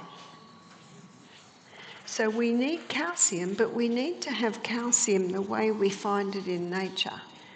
And not only do we need the calcium in these forms that our body can use it, and the whole salt, and in the dark green leafy vegetables, but we also need vitamin D. So where do we get vitamin D from? The sun. But there's more. So the ultraviolet rays, the UVB, it's the UVB rays from the sun that hit the skin, and they convert a form of cholesterol just under the skin. Aha! What do we need? Cholesterol. If someone's on cholesterol-lowering medication, they can be vitamin D deficient. And they're vitamin D deficient, so they're not getting the calcium and minerals in to the cell, and so now they're diagnosed with osteoporosis. Can you see how you have to put your detective hat on and search all of the different things that come together to give us strong bones? Sunscreen blocks UVB. I'll never wear sunscreens. Have you read the label on the sunscreen packet? There's lots of chemicals. Remember, our skin, it absorbs. The skin is an amazing organ. The skin throws off waste. The skin also absorbs, and the skin helps to keep our balance, but the skin breathes. So I am very fussy about what touches my skin.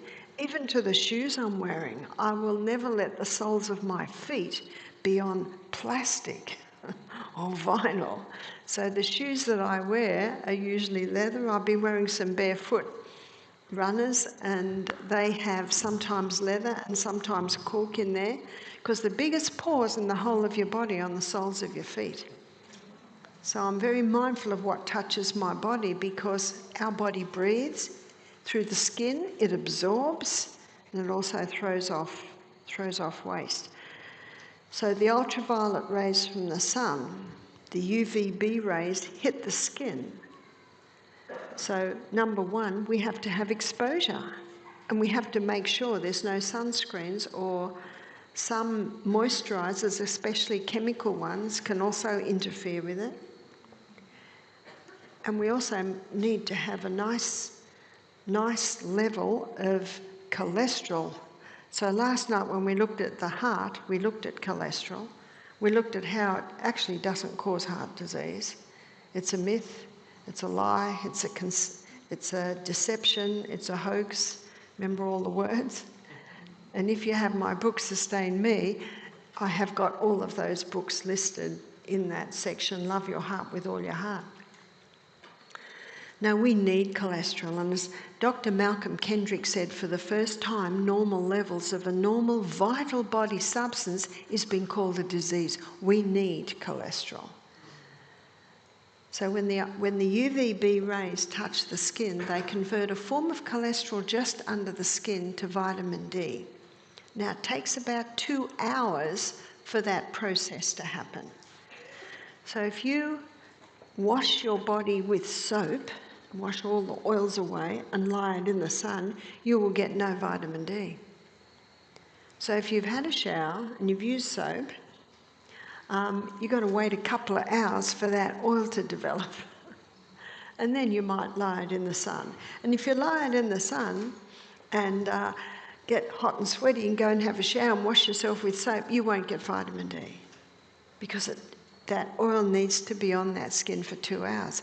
Now, if you lie it in the sun and get a little bit hot and sweaty and dive in the lake, because you're not using soap, that won't interfere with the production of vitamin D. But if you dive into a pool that's got a lot of chlorine in it, that chlorine will interfere with the development of vitamin D. If you're by the beach and you get hot and sweaty and dive into the sea water, you will still get your vitamin D. So if it's pure water or sea water, it's fine, but if you wash your body with soap, washing it away. So there are a few requirements to get your vitamin D.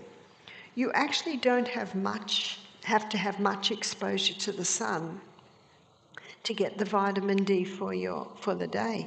In fact, Ian Wishart, he's written extensively on vitamin D. He's the guy he shows the research there that sunscreens are causing basal cell carcinoma. They're showing that sunscreens are not reducing skin cancer. And 6 to 8 sunburns in your lifetime can double your risk of skin cancer because you're damaging the skin. If I go and lie in the sun, I don't put sunscreen on, I take my watch and I time myself because I've got blue eyes, light skin, 15 minutes front, 15 minutes back under the umbrella. I do that every day. By the end of the week, I've got a tan. And that tan is your best protection against being out in the sun for longer periods. In 2020, when we were locked down and not allowed to run our retreat, I became the gardener. And I spent 3 hours every morning in the garden. I was very brown at that time, getting nice amounts of vitamin D. Your body can store vitamin D quite well. And what Ian Wishart also shows that what's happening today is people are not spending time outdoors. In fact, never in the history of mankind have people spent so much time indoors. So much time indoors. They're even finding that children's bones aren't developing because they're inside on screens too much. You know, in fact, a friend of mine, she's got 17-year-old twins. She's got, they're all boys, and a 14-year-old and 12-year-old. They have no technology. They don't have phones, they don't have computers, they don't have iPads. That's almost unheard of today, isn't it? Unfortunately, those screens are ruining our kids' brains. We've got to keep them away from these devices as much as possible. They should be outside, climbing trees, riding bikes, all of that sort of stuff, outside stuff.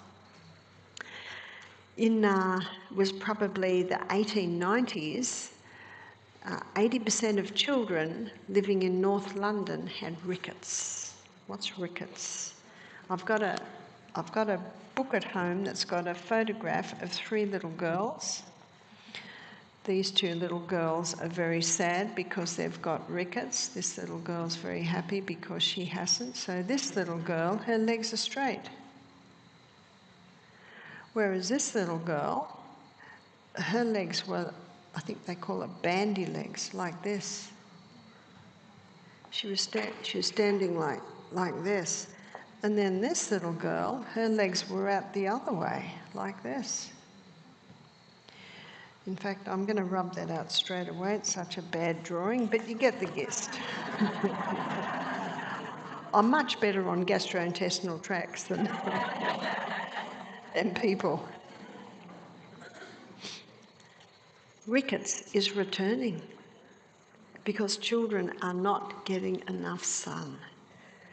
So in 1890, when 80% of children in North London had rickets, a doctor wrote an article in a medical journal saying that he believed it was a vitamin D deficiency. They laughed him to scorn.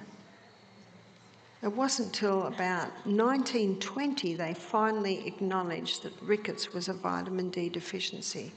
Now, the reason why this doctor had claimed it was a vitamin D deficiency because he looked at the gypsy children. They didn't have rickets. Where are the gypsy children? They're running outside on the hills, and these children in North London were playing between the high buildings, so they weren't getting enough sun. When it was finally acknowledged that it was a vitamin D deficiency, nurses set up classes teaching mothers how to put their children in the sun. Do they still have those classes? Do you know what they're doing in Australia? In fact, one lady said to me, Barbara, I don't know what to do. My little girl's in childcare. She's not allowed in the playground unless she's got sunscreen on. So I said, this is what I'd do. I'd get a sunscreen tube, all the nasty stuff, and just squeeze it out into the bin. Or maybe you could squeeze it out on some weeds you want to kill. Do you hear that? Or maybe if you want an organic garden, don't put it there. And then get another tube that's aloe vera cream, because aloe vera is a natural sunscreen, and just soak it up into that tube. You're not lying, because aloe vera is a natural sunscreen. Now, if you're going to be outside in the sun for a long period of time, not even aloe vera will protect you. You know what they're doing with the sunscreens? It does not block UVA rays, only the UVB rays. Now, the UVB rays are important because that's where you get your vitamin D. But the UVB rays, they can burn. But you've just got to be careful how long you're out there. But that's where you're going to get your tan. And your UVB tan, that will last for months. But the UVA is still getting in. And the UVA, they're finding that that's what's damaging the skin. So people cover themselves with sunscreen and lie out in the sun for hours. Don't make much sense, does it? So we need the vitamin D. And vitamin D is essential for the assimilation and the utilisation of calcium in the body. So yes, we need the minerals, but we also need the sun. So I'm going to show you how the Sustain Me principles will build better bones.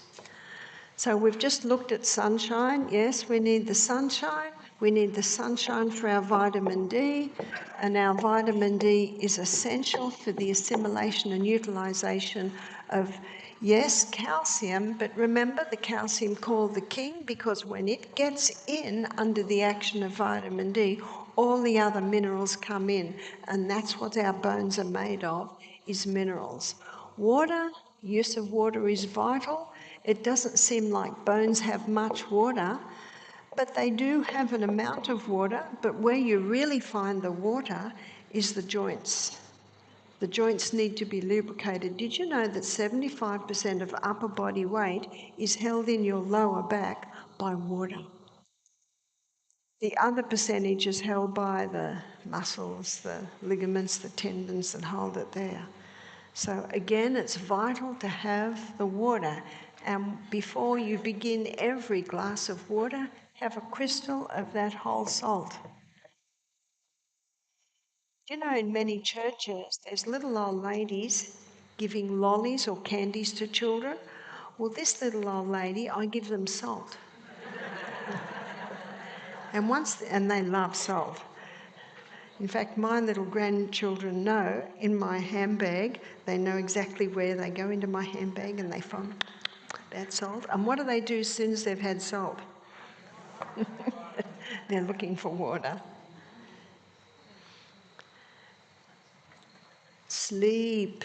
Because remember what happens while we sleep? Our bones are being strengthened and rejuvenated and regenerated while we sleep. We need 8 hours every night, especially the hours before midnight. Remember 9 to 10, 10 to 11, 11 to 12, and a little bit 12 to 1. They're the most potent hours where melatonin is released. And melatonin is called the fix and rejuvenate nighttime hormone. And as we just saw, we need nice, good gut flora to be able to produce our melatonin. Trust in God. The Bible says there's a beautiful verse that's found in Proverbs 3, starting at 5 and 6. It says, "Trust in the Lord with all thine heart, and lean not unto thine own understanding. In all your ways acknowledge him, and he will direct your path. Be not wise in thine own eyes. Fear the Lord. Depart from evil. It will be health to thy navel, strength to thy bones." So anxiety, stress, worry can all have a contributing fact to bone health. Abstain. There are some things that are leaching minerals out of the body. One is refined sugar. In fact, it has been said that sugar leaves the body better dressed than when it went in. You see, it is such a high acid food. It creates that acid condition in the body, and what the body does to help negate that acid condition is pull calcium phosphates out of the bones. And so what's happening now is the bones are getting weaker because the calcium's been pulled. I think that's one of the reasons why my children had such strong teeth, because I never gave them sugar. I used to make dessert a couple of times a week, but I'd use palm sugar or a bit of honey or dried fruits to sweeten. We'd have apple pies, we'd have lemon pies, or sometimes little carob balls. But we never had refined sugar. In fact, I was in a shopping mall one day, and it was about 2 weeks before Christmas, so Santa Claus was there with all his helpers. And the children are walking along, and of course, when they see all these children, they come along and they had candies, giving them out to and my children just shook their head, and they'd never seen this, and they looked at me and I said, "They're allergic." Do you know every child is? Every child is. It's a highly refined drug, is this refined sugar. In fact, Dr. Yudkin, in his book Pure, White and Deadly, he believes it should be banned. Not only because it weakens teeth, but it's pulling the minerals out of, yes, the teeth, but out of the bones. So when I said they're allergic, Santa and his helpers went, "Oh," and my children went, "Yeah." My children were so well fed, they weren't interested in that. You see, they'd had a breakfast high in fibre, great proteins, good fats, then there is absolutely no want to eat anything else. See, sugar's highly addictive, and the more sugar, the more refined wheats and sugars are eaten, the more they're craved. And that's one thing a lot of our guests say to us at Misty Mountain. After doing 2 days on juices and then on to high fibre, great proteins, good fats meals, there's not a craving for sweet. That's the good news. What also creates a lot of acid is caffeine. So if you were to test the urine after someone's had caffeine and sugar, you would find calcium in the urine, because that's what the body uses, because it's the most alkaline mineral, to help negate it. Also alcohol. Alcohol creates a very acid environment, and meat also and dairy, they all create the very acid, whereas the dark green leafy vegetables are very alkalizing. So there are some things that must stop if you want strong bones. Inhale through the nose, because when we inhale through the nose, we have more oxygen at the cellular level. In fact, when oxygen's present in that mitochondria pathway, it's going to give 36 units of energy. Nutrition.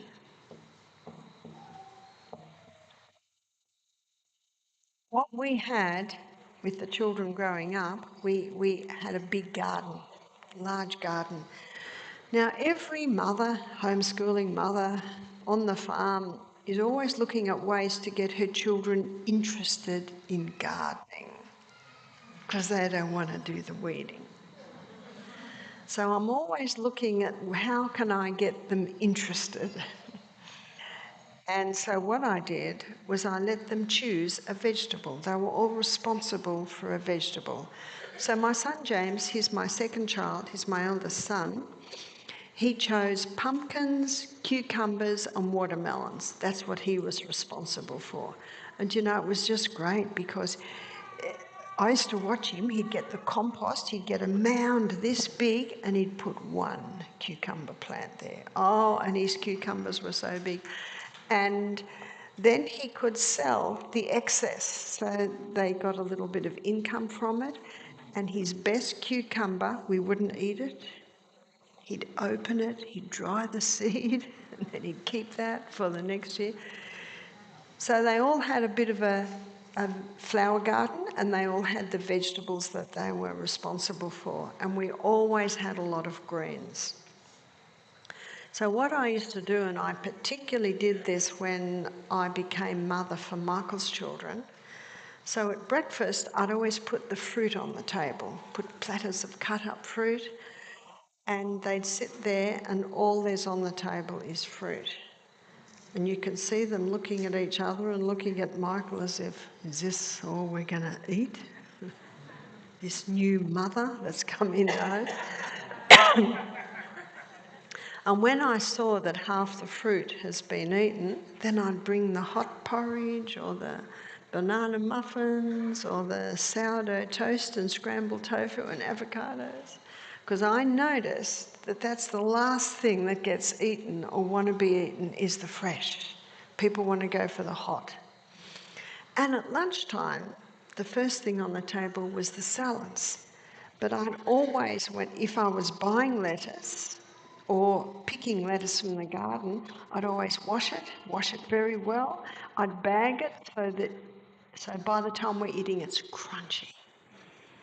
And so I'd have beautiful salads, tomatoes, cucumbers, sometimes beetroot, and I'd always have a very nice dressing.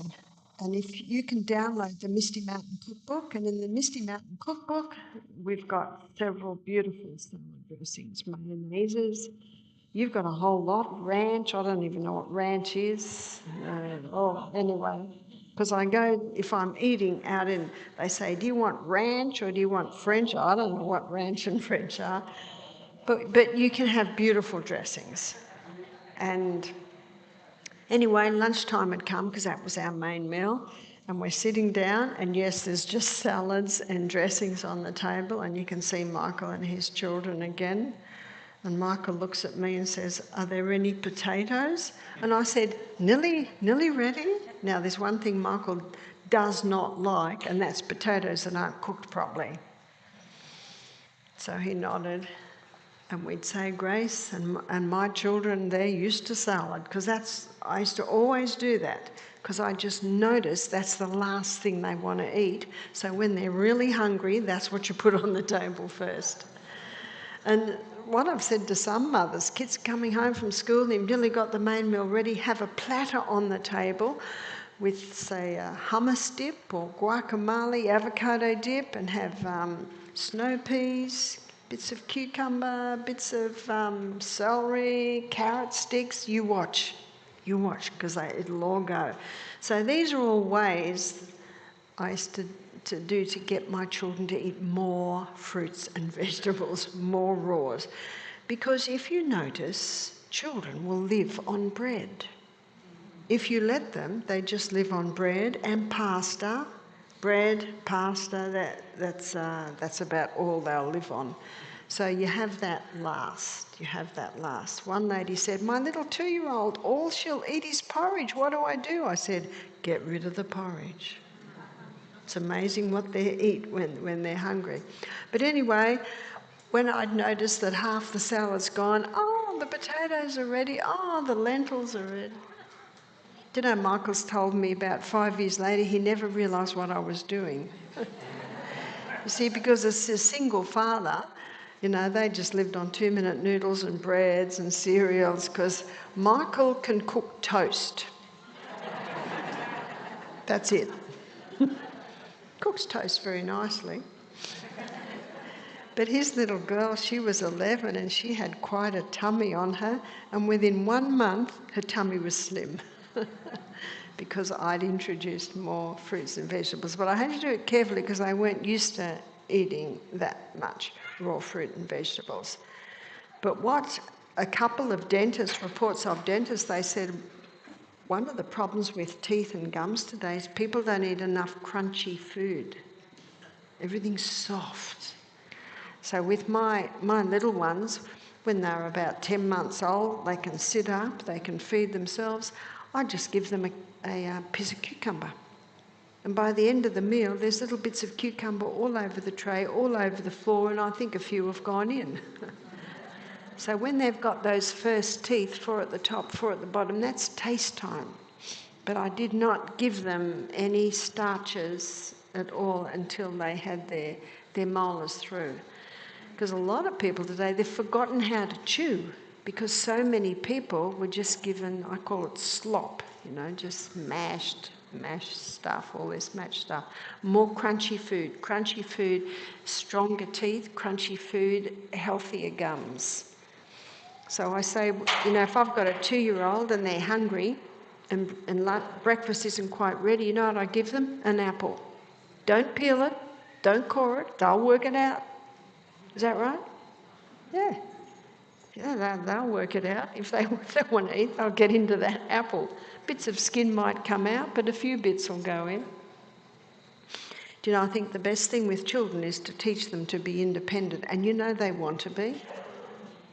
They want to be. So this is nutrition. Nutrition, we've looked at it a few times. We want high fibre, and high fibre is all your plant foods, lots of veggies. And to encourage your family to eat more, you get beautiful salads. And make sure you go organic as much as possible. You taste an organic tomato compared to a conventionally grown tomato. You can't even compare it. And it's the same with lettuce. Now, we don't think of lettuce as a high flavour food, but the organic's so much more flavour. And when you cook your greens, you do not lose your minerals. So you can have, I know down south you have collard greens, is that right? We Aussies, we never heard of collard greens. You hear about them on American movies sometimes. And lamb's quarters. Yeah, and we discovered it's not the little lamb, is it? It's a green. But there are so many greens, rocket and kohlrabi's another one. But we have spinach and silver beet. I think that's fairly similar. So greens, lots of greens. And if you live in an apartment, start pots where you put parsley and different types of greens. The celery that we use mostly the leaves. That's why when we serve the carrot, celery and apple juice, we serve 80% carrot, 10% celery, 10% apple. Our carrot, celery and apple juice, it's green because our celery is dark green. So the darker the green, the higher the minerals. And remember, that's what our teeth are made from, is minerals. Protein's the building blocks of our body. And our protein, my protein, comes from legumes, comes from nuts and seeds. I eat legumes every day. I eat nuts and seeds every meal. And also the good fats, the healthy fats. Moderation in all the good things.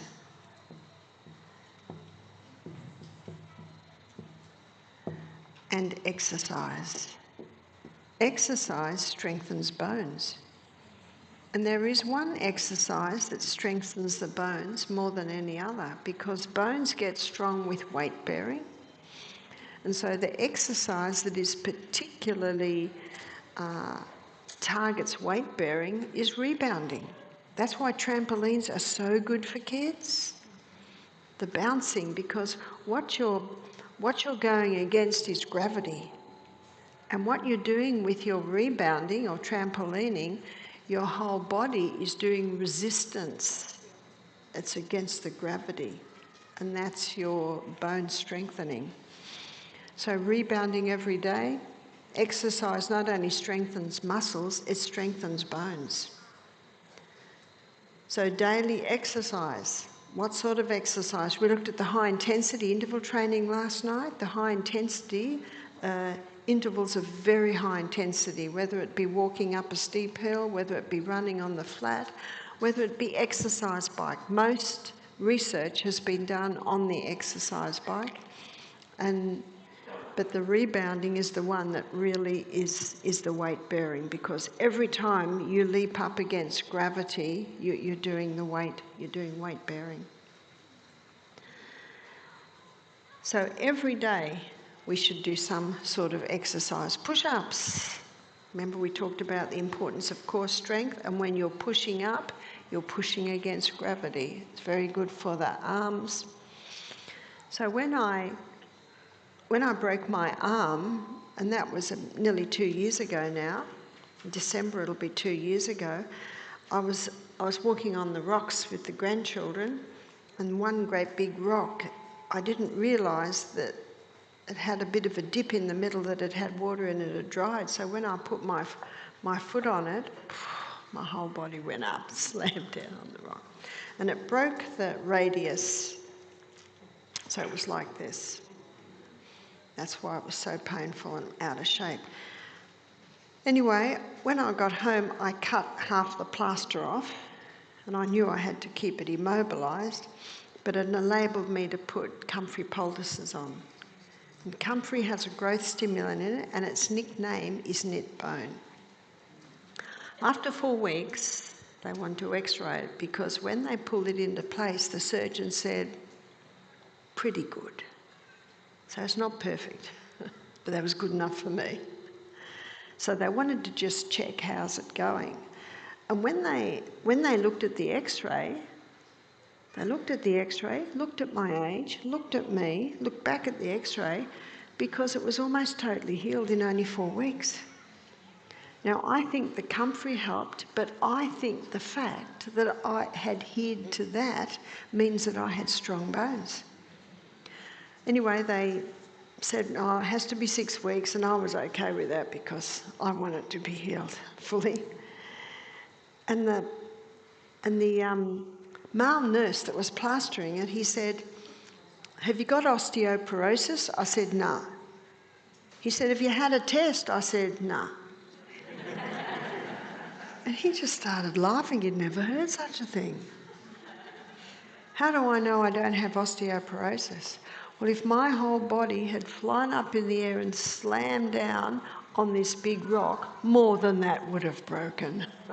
I would have smashed in a few areas. And the reason they were so surprised, because it is rare that a 70-year-old woman doesn't have osteoporosis. It's rare that a 70-year-old woman's totally broken bone, because it was out of place, so it was totally severed, that in 4 weeks, that has just about healed. They couldn't believe it. I'd like to suggest there's something else too, and that is my hormones are balanced. So what's hormones got to do with it? Now, it was a few days ago we looked at hormones, but I want to show you why hormones play such an important part in keeping the bones strong. So number one hormone is progesterone. Progesterone's called mother because progesterone is the hormone that keeps testosterone. We call that the sun. And the daughter is the estrogens. When progesterone is in the correct place as mother hormone, these other hormones are kept in balance. Now, the reason I'm mentioning this is because progesterone stimulates osteoblast cells. Osteo means bone, blast is new bone. Whereas estrogen, it stimulates osteoclast. Osteo is bone, clast is taking away of the old bone. So when progesterone is number one hormone, that helps with bone health because progesterone is constantly producing the osteoblast cells, the new cells. But as I showed you the other day in the hormone lecture, the contraceptive pill causes estrogen levels to rise, which means progesterone levels are dropping. Many chemicals that we are exposed to today also causes a rise in estrogen. But also the growth stimulants given to many chickens and meat, when people eat that, causing this rise in estrogen. Plastics, polyesters, we've got to get right away from all of this, causes this rise in estrogen and a drop in progesterone. And what that means is when estrogen's gone up, too much old bone is taken away, and when progesterone's down here, there's not enough osteoblast to build the new bones. So when someone says to me, I have osteopenia, apparently it's a word that you're given if you're about to have osteoporosis, or if you've been diagnosed with osteoporosis, my suggestion is that you say to the doctor, thank you so much for your opinion. And you go home and you open your Sustain Me book and you discover what I've shown you here tonight, that what you need is the wild yam cream. And the wild yam cream, when it's applied to the skin, when the wild yam cream is applied to the skin, you see it contains the plant chemical diosgenin. And when you apply it to the skin, the fat cells take up the diosgenin and it stimulates the biochemical pathway that your body uses to make progesterone. So what this wild yam cream does, little by little, it works with the body processes to reinstate mother hormone, reinstate progesterone. And when progesterone levels are where they should be, then your body is going to be making those osteoblast cells. And we have seen ladies diagnosed with osteoporosis implement this program, start rebounding every day, making sure they're getting sunshine every day. Some ladies, especially in winter, might have their vitamin D levels checked. They might need to take a supplement if they're too low, but get outside.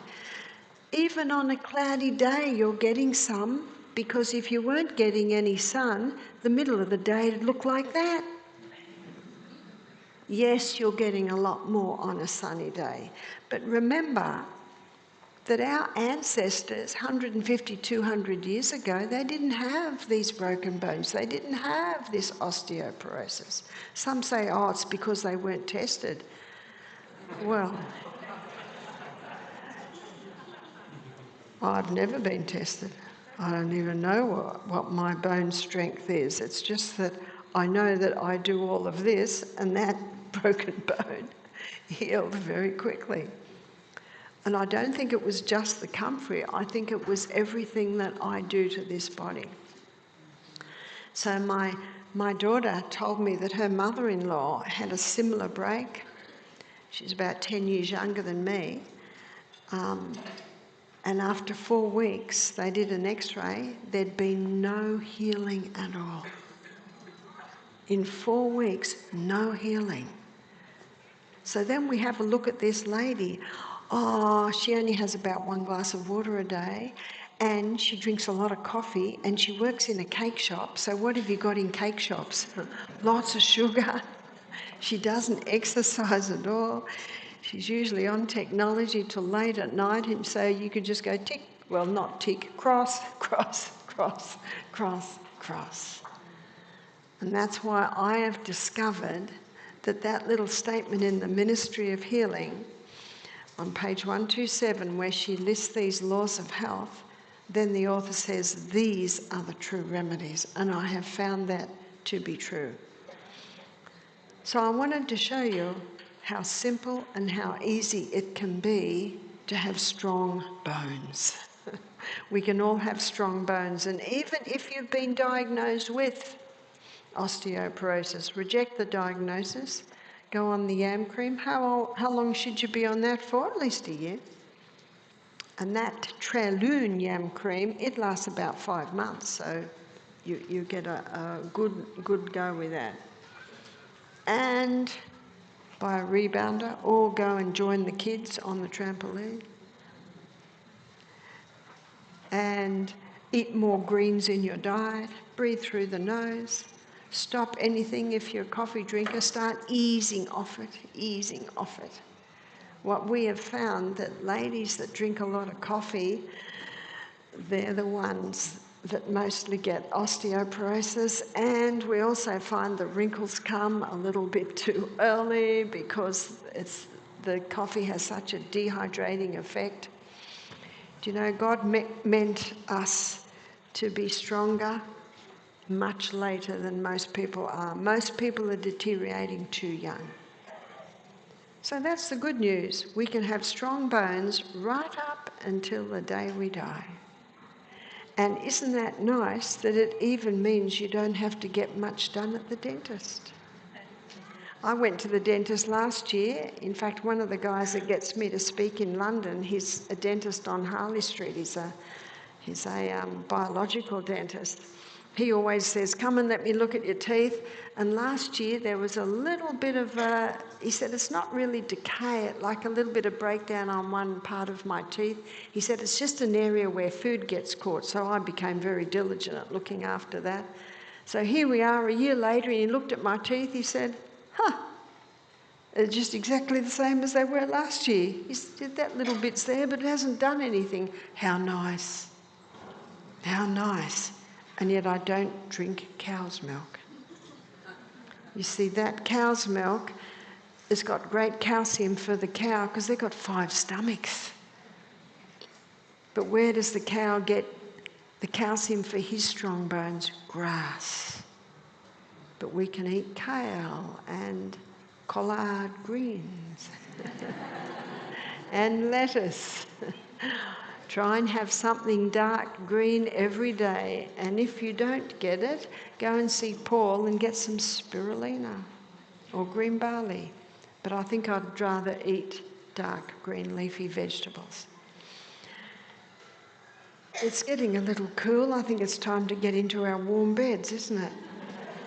So let me say a closing prayer before we leave. Father, thank you so much for this incredible body. Thank you so much for our bones and the knowledge that we can have strong and healthy bones. Also, how we can ensure that our children have strong, healthy bones, Father, giving them a great start in life. Thank you for what you've taught us today. And we pray, Father, that you will bless every head bowed here, that we will have our great night's sleep ready for more exciting messages tomorrow. And we thank you for hearing our prayer. We pray it in Jesus' name. Amen. Thank you and good night. Good night.